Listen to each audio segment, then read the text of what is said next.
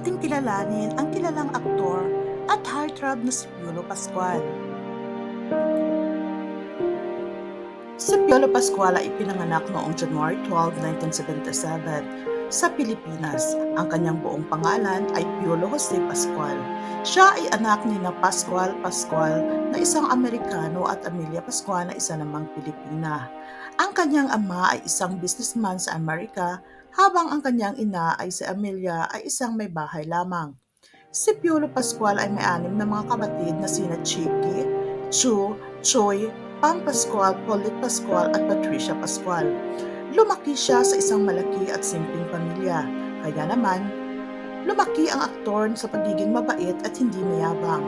Noong 1997, si Piolo ay naging ama sa isang batang lalaki na pinangalanang Inigo Pascual.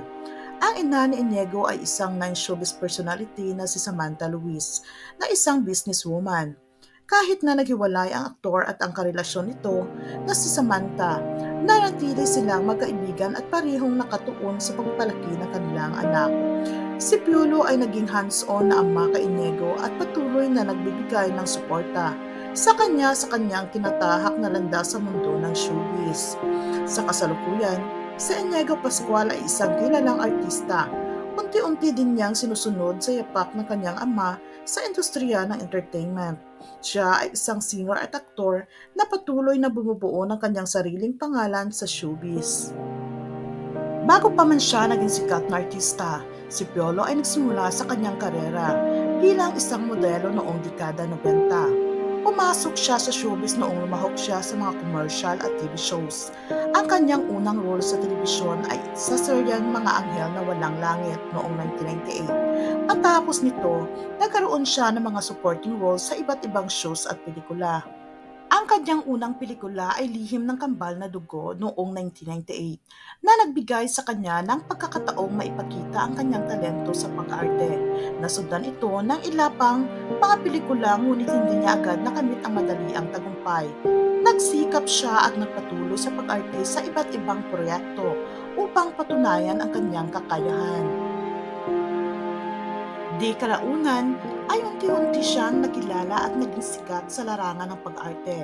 Si Piolo ay nakilala sa mga major roles sa mga pelikula tulad ng My Amnesia Girl noong 2010 na naging kanyang leading lady ay ang TV host actress na si Tony Gonzaga na nagbigay sa kanya ng malaking breakthrough sa pelikula. Ang pelikulang ito ay nagpapatibay sa kanyang posisyon bilang isa sa mga leading men ng industriya. Kasama rin sa kanyang mga kilalang pelikula ang Every Breath You Take with Angelica Panganiban noong 2012 at sinundan ito ng Starting Over Again with Tony Gonzaga noong 2014. Habang pumapayagpag ang kanyang karera, hindi rin nakaligtas si Piolo sa mga kontrobersya. Isa sa mga pinakamaingay na kontrobersya sa kanyang buhay ay ang mga chismis tungkol sa kanyang personal na relasyon at buhay. Nagkaroon siya ng mga isyu na naugnay sa kanyang romantic relationships, ngunit hindi siya madalas napapansin sa mga malalaking iskandalo. Isa sa mga kilalang relasyon niya sa showbiz ay kay Judy Ann Santos noong early 2000. Ang kanilang relasyon ay naging sentro ng maraming balita at chismis, ngunit kalaunan ay naghiwalay din sila. Nagkaroon din siya ng relasyon kay Kissy Concepcion, ang anak ni Sharon Cuneta at Gabby Concepcion. Ang kanilang relasyon ay tumagal ng ilang taon bago naghiwalay noong 2011. Si Piolo Pascual ay nagkaroon din ng relasyon kay Shaina Magdayaw, isang kilalang aktres, ngunit ang kanilang relasyon ay hindi rin nagtagal. Ang mga nasabing relasyon ay hindi naging hadlang upang patuloy na pumayagpag ang kanyang karera sa entertainment industry. Si Piolo Pascual ay patuloy na aktibo sa showbiz, hindi lamang bilang aktor kundi bilang producer at endorser. Siya ay kilala rin sa kanyang mga charity work at advocacy.